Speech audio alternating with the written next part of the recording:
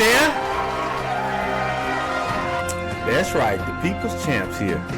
And we got an interesting one here, folks. Watch Representative Fallon questions Secret Service Director at hearing on attempted Trump assassination. This is going to be good. Before we get into it, make sure you hit the like button. Make sure you hit the subscribe button.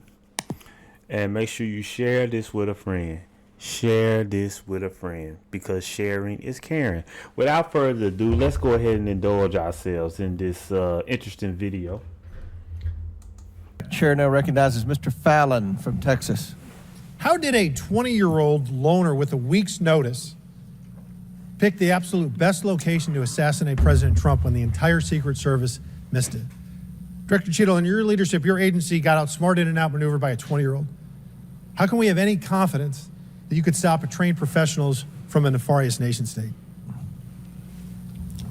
Those are absolutely questions that we need to have. I know they're questions, but the fact of the matter is we can't have that confidence.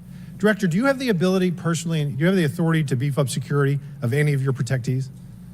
Yes, I do. Okay. So were you also aware there was a credible threat President Trump was facing? He was facing a heightened security threat to a foreign adversary? Yes.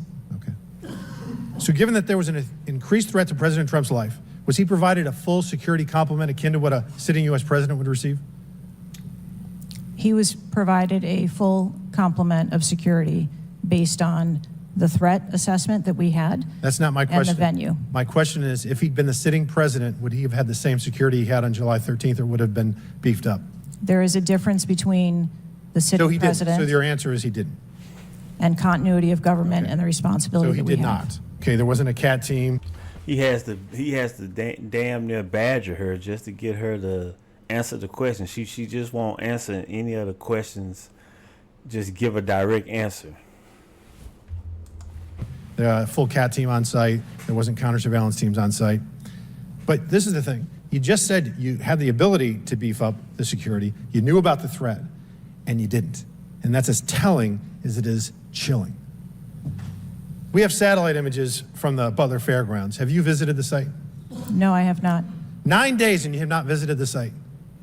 You should have been there that night. Did you talk to, that evening, did you talk to the team, the heroes that surrounded the president? Did you call them that night? They were still operational work. So that's an answer is no. Did you call them the next day? President.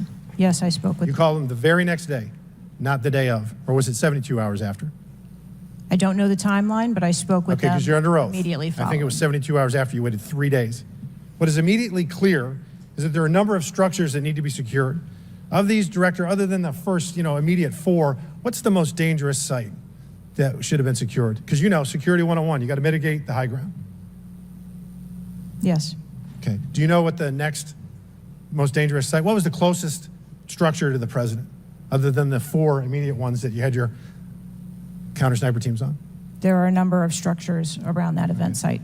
You know who the shooter knew? The shooter has visited the site 2 more times than you have. Wow. And he had a drone, and he picked the AGR building. So you said, do you remember in an ABC interview you did that you didn't have people on the roof of the AGR building because you were worried about safety because of the slope? I recall that statement. Okay. Does the Secret Service have written policy you can share with us about slope roofs? No. Okay. So why'd you act like there was one? Because is it your practice to comment on enormous events of enormous national implications when you're ignorant of the facts? That's rhetorical. So here's this thing with the slopes. You go all the way up to like 1812. You can go to a 112, which is about as flat as you can get without it being completely flat. And you're saying that there was a danger, safety concern there. But the problem is, Director, you put your counter snipers on a 312 roof, which is steeper than the 112. And by the way, the 112 is ADA compliant. You can build a ramp for a wheelchair on a 112 roof. So these are nothing but pathetic excuses, and they make no sense, and they're a bunch of cow dung. All the law enforcement I've spoken with over the last 9 days. He said cow dung. Are amazed that the AGR rooftop was not secure. And you want to know why? Because it's dangerous. Right. I have never had any long gun training in my life. I own an AR-15, and last time I shot it one time my whole life. It was 6 years ago. That is until Saturday, where we recreated the events in Savoy, Texas. We recreated what happened in Butler. I was lying prone on a sloped roof at 130 yards at 6:30 at night. And I knew that he had a scope. I didn't know what kind, red dot or magnified. So I shot 8 rounds from both. You know what the result was? 15 out of 16 kill shots. And the one I missed would have hit the president's ear. That's a 94% success rate. And that shooter was a better shot than me. Wow. It is a miracle President Trump wasn't killed.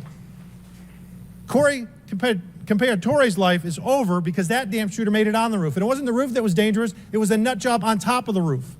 You know what else is dangerous? I believe your horrifying ineptitude and your lack of skilled leadership is a disgrace. Your obfuscating today is shameful. And you should be fired immediately and go back to Garden Doritos. Mr. Chairman, I'll be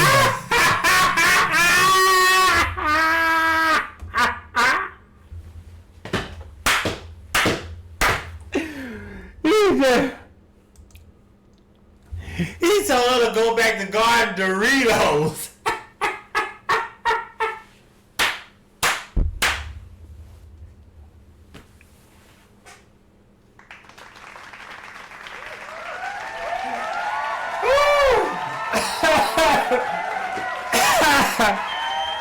My God. He told her to go back to Garden Doritos because, you know, she used to be security for Pepsi. And, you know, Pepsi owned Frito-Lay. So he told her to go back to Garden Dorito. Bro, on that note, I'm going to just say thank you. Thank you for watching it. And if you still watching, share this with a friend. Hit the like button. Until next time, I got to leave on that note. I'm through.